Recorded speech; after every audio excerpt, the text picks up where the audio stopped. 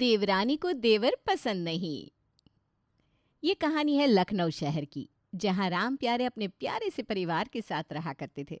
उनके परिवार में उनकी पत्नी सरोज, बड़ा बेटा तरण, छोटा बेटा संजय और बड़ी बहू शालिनी थे।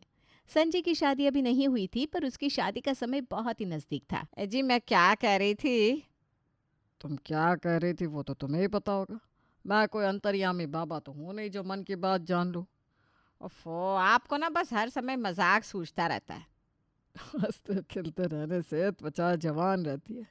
तुम्हारी तरह सीरियस रहने लगूंगा तो तुम्हारी तरह मेरे चेहरे पर भी झुर्रियाँ पड़ जाएंगी। आप क्या कहना चाहते हैं? मेरे चेहरे पर झुर्रियाँ पड़ गई हैं? अरे तुम कैसी बात कर रही हो।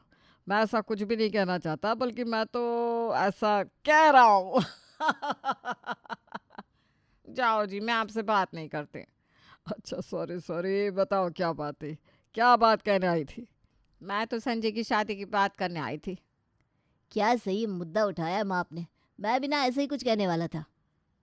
तो आप लोगों की नज़र में कोई लड़की है या यूं ही बस सभी बातें कर रहे हैं? अभी तो सिर्फ बातें ही है, लेकिन तुम सब लोग हरी झंडी तो दिखाओ, फिर बात आगे बढ़ाते। ढूंढते हैं कोई लड़की। हाँ, सबकी तरफ से हाँ ही है। कोई लाल झंडी क्यों दिखाएगा भला। बुला लो कल पंडित जी को। ठीक है, पर आप लोगों को नहीं लगता कि हमें संजय से एक बार पूछ लेना चाहिए? हमारे खानदान में हमेशा अरेंज मैरिज ही हुई है। लव मैरिज का कोई स्कोप ही नहीं है, तो उससे पूछने का कोई मतलब ही नहीं बनता। ठीक है फिर। अगले दिन पंडित जी समय से राम प्यारे के घर पहुंच गए। सरोज ने उन्हें आदरपूर्वक बिठाया और कहा, पंडित जी, अब आप हमारे संजय के लिए कोई अच्छी सी लड़की ढूंढिए। हमें ऐसा रिश्ता चाहिए जो हमारे परिवार के लिए सही हो। पंडित जी ने अपनी बड़ी सी पोटली खोली, जिसमें रिश्तों के फोटो और उनकी जानकारी भरी पड़ी थी। उन्होंने पहला फोटो निकाला और कहा, ये लड़की बहुत पढ़ी लिखी है, MBA किया है, मल्टीनेशनल कंपनी में काम करती है। शालिनी ने फोटो को गौर से देखा और बोली, लेकिन इसकी हाइट इतनी छोटी क्यों है? भैया इसके साथ खड़े होंगे तो ऐसा लगेगा जैसे पेड़ के पास गमला रखा हो। पंडित जी ने दूसरा फोटो निकाला। ये लड़की बहुत अमीर घर की है, इसके पिता करोड़पति है, दहेज में गाड़ी और फ्लैट भी मिलेगा। अरे ये घर का कोई काम ही नहीं करेगी। ऐसे घर की लड़कियां तो रोटी भी नहीं बनाती। हमारे घर में ऐसी बहू नहीं चलेगी भाई। कोई हमारे जैसे स्टेटस वाला रिश्ता दिखाइए। अरे सरोज, तुम तो ऐसे कह रही हो जैसे रिश्ता लेने के लिए इंटरव्यू कर रही हो। थोड़ी रियायत भी दे दो। आप चुप रहिए जी, ये घर चलाना आसान काम नहीं है। पंडित जी ने थोड़ा रुक कर सोचा और फिर एक और फोटो निकाली। ये लड़की नीलम है, मिडिल क्लास है, हर काम में निपुण, पूजा पाठ में रुचि रखने वाली और एक पैर पर खड़े होकर घर चला सकती। यह हर मायने में सर्वगुण संपन्न है। सरोज की आंखें चमक उठी। यही लड़की चाहिए हमें। पंडित जी, इस रिश्ते पर बात आगे कीजिए। मम्मी, मेरी शादी की बात चल रही है और मुझे नहीं बताया जा रहा। अरे तो क्या हुआ, हमने तेरे लिए लड़की देखनी शुरू की है। ये देख नीलम की फ़ोटो। सरोज ने उसे नीलम की फ़ोटो दिखाई और पंडित ने उसे नीलम के बारे में बताया तो संजय हैरान रह गया। मम्मी, ये लड़की तो मेरे से बिल्कुल उलट है। मैं मस्त मौला हूँ, ये इतनी गंभीर धार्मिक, हमारी बिल्कुल नहीं जमेगी। तुझे कुछ नहीं पता, ये लड़की बिल्कुल परफेक्ट है। घर का काम जानती है, संस्कारी है। पंडित जी भी कह रहे हैं कि इससे अच्छी लड़की नहीं मिलेगी। हाँ बेटा, तुम्हारी माँ सही कह रही है। नीलम जैसे गुणवान रिश्ते अब दुर्लभ है, और वैसे भी ऑपोजिट अट्रैक्ट्स। संजय बेटा, शादी करके हर मर्द पछताता ही है, चाहे किसी से भी कर लो। इसलिए ज़्यादा सोच मत, हाँ बोल दे बस। पापा, ये मजाक की बात नहीं है, मुझे इस लड़के से शादी नहीं करनी। बस, बात खत्म। यह रिश्ता पक्का हो गया है। अब जो भी कहना है शादी के बाद कहना। संजय के नकारने के बावजूद सरोज ने नीलम से रिश्ता पक्का कर दिया। पंडित जी ने मुहूर्त देखकर तारीख तय कर दी और कुछ ही समय में उनकी शादी हो गई। और नीलम शादी के बाद राम प्यारे के घर पहुंची। पूरे घर में खुशी का माहौल था। दरवाजे पर स्वागत के लिए शालिनी ने आरती की थाली तैयार की थी। सरोज ने हल्दी और चावल का कलश रखा। जैसे ही नीलम ने घर में कदम रखा, सभी ने उसे आशीर्वाद दिया। आओ नीलम, तुम इस घर में बहू नहीं, इस घर की छोटी बेटी हो। और हाँ, घबराना मत, मैं तुम्हारी जेठानी नहीं, बड़ी बहन बनकर रहूँगी। और मैं भी तुम्हारी सास नहीं, तुम्हारी माँ हूँ। हम तुम्हें इतना प्यार देंगे कि तुम अपना मायका भूल जाओगी। जी माँ जी। नीलम ने सभी के पैर छुए और मुस्कुराती रही। घर का माहौल बहुत खुशनुमा था। शालिनी ने नीलम को उसका कमरा दिखाया और वहां बिठाकर वापस आ गई। फिर सुहाग रात का समय आया। संजय, जो पहले से ही नीलम को लेकर कंफ्यूज था, सोच रहा था कि अब तो शादी हो गई है तो बातचीत करके थोड़ा रिश्ता मजबूत किया जाए। तो मैडम, आपको कैसा लगा मैं और मेरा घर? ठीक है। बस ठीक? अरे मैं तुम्हारा पति हूँ, थोड़ा खुलकर बात करो। ऐसा लग रहा है जैसे मैं इंटरव्यू लेने आया हूँ। जी। जी? और कुछ? नीलम ने कोई जवाब नहीं दिया। संजय ने झल्लाकर करवट ली और सो गया। उनका वैवाहिक जीवन किसी तरह शुरू हो गया था। नीलम अपने शर्मीले स्वभाव के कारण ज्यादा खुल नहीं पाती थी और संजय उसकी इस आदत से चिढ़ने लगा था। एक दिन संजय ने नीलम से कहा कि वो सोशल मीडिया के लिए एक प्यारी सी रोमांटिक वीडियो बनाए। देखो आजकल ना हर नया कपल ऐसा करता है, चलो हम भी बनाते हैं, लोग हमें पसंद करेंगे, ये आज का ट्रेंड है। मुझे नहीं करना ये सब, मुझे शर्म आती है। अरे इसमें क्या बुराई है? और शर्म की क्या बात? अब शर्माना छोड़ दो, तुम संजय की वाइफ हो। पति पत्नी का रिश्ता पवित्र होता है, इसे सबके सामने दिखाने की जरूरत नहीं, नजर भी लग सकती है। नजर? अरे यार, तुम तो कोई सीरियल की सासू माँ लग रही हो, हर बात में पुरानी सोच। संजय गुस्से में वहां से चला गया। राम प्यारे ने उसे रोकने की कोशिश की लेकिन वो नहीं रुका। इस घटना के बाद दोनों में एक खटास सी आ गई। एक दिन शाम को संजय ने नीलम से कहा कि वो उसके साथ एक पब में चले जहां उसके दोस्त का जन्मदिन मनाया जा रहा था। नीलम, जल्दी तैयार हो जाओ, आज रात पार्टी में चलते हैं, बहुत मज़ा आएगा, मेरे दोस्तों से भी मिलना हो जाएगा। आज हमें पब में जाना है। पब? मुझे ऐसी जगह पसंद नहीं है, वहाँ अश्लीलता होती है, और फिर जन्मदिन तो मंदिर में मनाना चाहिए। मंदिर? तुम्हें सच में लगता है मेरे दोस्त मंदिर में केक काटेंगे? You are such an idiot. Pub में लोग शराब पीते हैं, गंदी हरकतें करते हैं, हमें ऐसे माहौल में नहीं जाना चाहिए। ओहो, तब मुझे इस पर भी लेक्चर मिलेगा। तुम मेरी पत्नी हो, कोई स्कूल प्रिंसिपल नहीं हो। हर बार मेरा मूड खराब कर देती हो। संजय गुस्से में अकेले ही पार्टी में चला गया। संजय और नीलम के विचारों में फर्क उनके रिश्ते में दरार पैदा कर रहा था। नीलम अपनी सादगी और परंपराओं में जीती थी, जबकि संजय मॉडर्न सोच का था। संजय के अकेले पार्टी में जाने के बाद नीलम बेहद उदास हो गई। वो सोचने लगी कि आखिर उनके रिश्ते में इतनी खटास क्यों आ रही है। तभी सरोज ने आवाज़ लगाई, नीलम, ज़रा मेरे लिए चाय तो बना दो, दिन भर की थकान हो गई है। नीलम ने तुरंत हामी भरी और रसोई में चली गई, लेकिन उसकी उदासी और ध्यान भटकने का नतीजा ये हुआ कि वो चाय में चीनी की जगह नमक डालकर ले आई। बाप रे, ये क्या है? चाय है कि समंदर का पानी? नमक क्यों डाल दिया? सॉरी माँ जी, मेरा ध्यान कहीं और था। ध्यान कहीं और था? क्या हुआ? बताओ, कोई दिक्कत है क्या?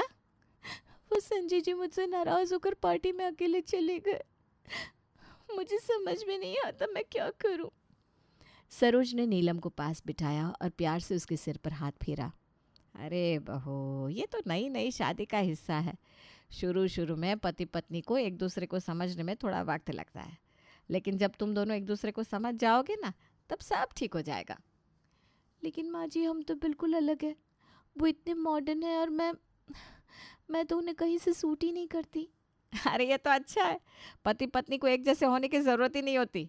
जहाँ तुम कम हो वहाँ वो संभाल लेगा, जहाँ वो कम है वहाँ तुम संभाल लेना। रिश्ते ऐसे ही तो चलते हैं। चलो अब मुस्कुराओ। नीलम सरोज की बातों से थोड़ा हल्का महसूस करने लगी और मुस्कुरा दी। कुछ दिन बाद संजय अपने दोस्तों को घर लेकर आया। उसके दोस्त दरअसल नीलम से मिलना चाहते थे, पर वो कहीं बाहर नहीं जाती थी। उनके आने पर नीलम ने बड़ी मेहनत से उनके लिए नाश्ता और खाना बनाया, लेकिन वो उनसे खुलकर बात करने में झिझक रही थी। अरे नीलम, इतना काम मत करो, आओ मेरे दोस्तों से मिलो, ये सिर्फ मुझसे नहीं तुमसे भी मिलने आए हैं। नीलम शर्माती हुई वहां जाकर बैठ गई। संजय के दोस्त, जो सभी मॉडर्न थे, उससे हाथ मिलाने की कोशिश करने लगे। Hello bhabhi ji, I am Bob, welcome to our group. जी नमस्ते। ये देखकर सभी दोस्त थोड़ा असहज हो गए और संजय के चेहरे पर नाराजगी साफ दिखने लगी। भाभी जी, आप तो बहुत शांत लगती हैं, हमारी तरह बातें करना सीख जाइए। मैं पराये मर्दों से बात नहीं करती, सॉरी। ये सुनकर सभी हंसने लगे। तभी संजय की एक दोस्त सिया, जो काफ़ी तेज तर्रार लग रही थी, वो बोली, अरे वाह, भाभी जी तो बड़ी संस्कारी निकली। अब समझ में आया संजय क्यों परेशान रहते हैं। उसे चाहिए थी शीला और मिल गई मीरा। संजय ये सुनकर चिढ़ गया। सारे दोस्त उस पर हंस रहे थे। उसके दोस्त तो थोड़ी देर के बाद चले गए, लेकिन उनके जाने के बाद घर में बवाल हो गया। नीलम, तुम्हारी इस हरकत ने मेरी इज्जत का कबाड़ा कर दिया। कौन सा जमाना आई है, पराये मर्दों से बात नहीं करती। तुम्हें तो बस चुप रहना आता है।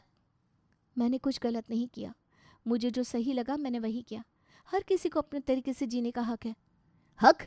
तुम्हारे इस हक की वजह से मुझे शर्मिंदा होना पड़ा। तुमसे शादी करके फंस गया हूं मैं। इतना भी कौन इंट्रोवर्ट होता है कि ढंग से बात भी ना करे। संजय गुस्से में बाहर चला गया और नीलम रोने लगी। तभी शालिनी ने आकर उसे चुप कराया। अरे नीलम, रो क्यों रही हो? ये सब नई शादी का हिस्सा है। तुम्हें भी देवर जी के हिसाब से खुद को थोड़ा बदलना पड़ेगा ना। अगर तुम दोनों ने एक दूसरे को समझने की कोशिश नहीं की तो ये रिश्ता कैसे चलेगा बताओ?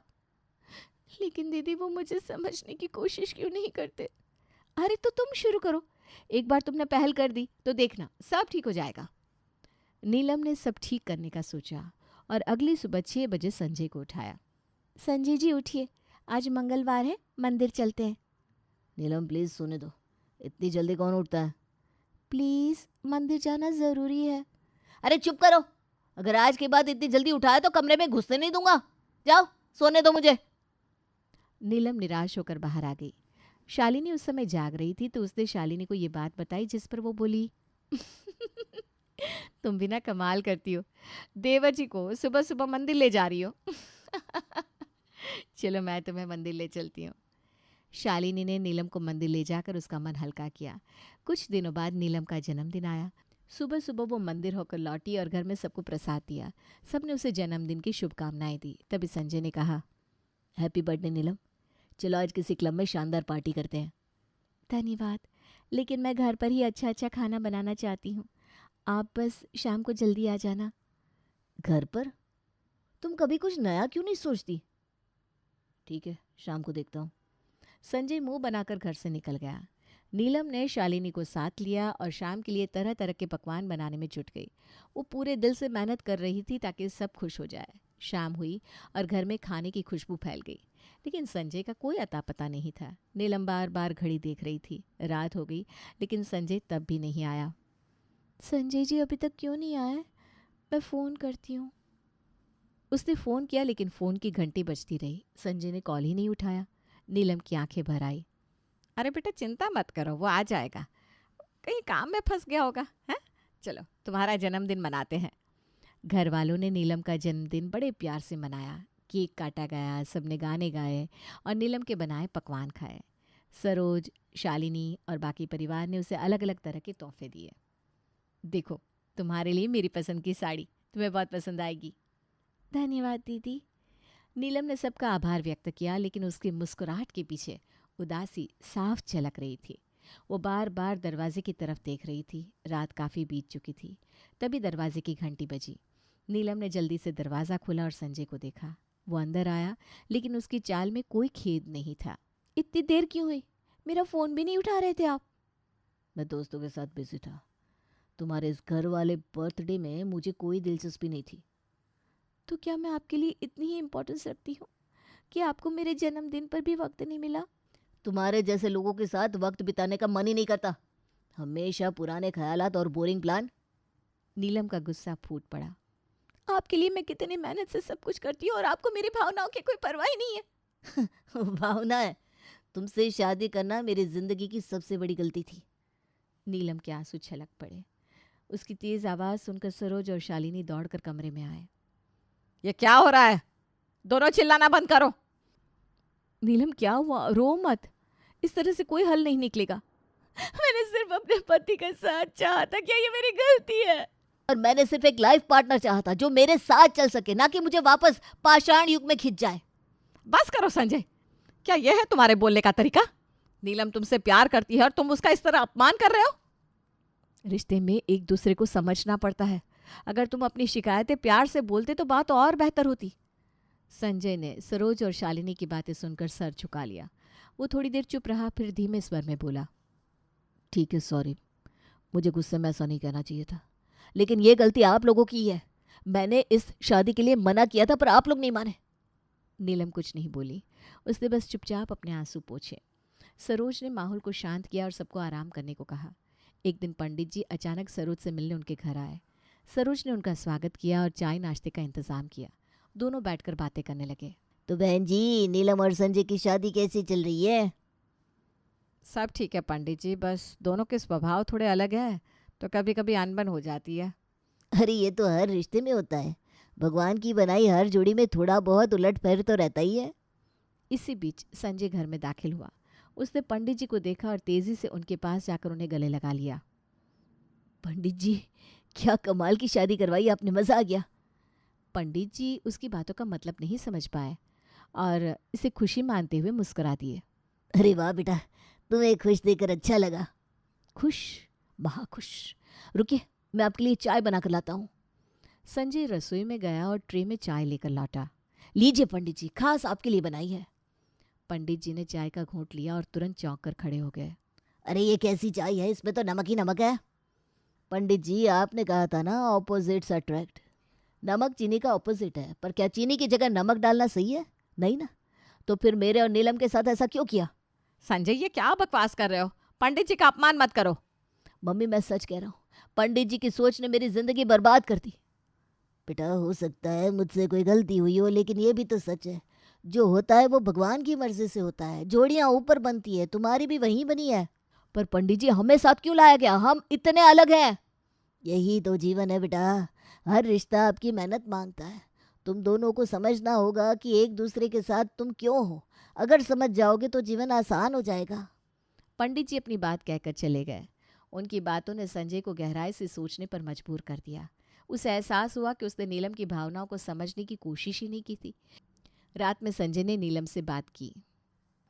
नीलम, अब तक जो भी हुआ उसे भूल जाओ। चलो एक नई शुरुआत करते हैं। तुम मेरी बात समझने की कोशिश करो और मैं तुम्हारी। हम में से कोई गलत नहीं है, बस हम दोनों अलग हैं। संजय जी, मुझे भी माफ़ कर दीजिए। मैं अब से आपकी बातों को समझने की कोशिश करूंगी। शायद मॉडर्न होना इतना भी बुरा नहीं है जितना मैंने सोचा था। दोनों ने एक दूसरे से माफ़ी मांगी और नई शुरुआत करने का वादा किया। उनके इस फैसले से पूरा परिवार भी बहुत खुश हुआ।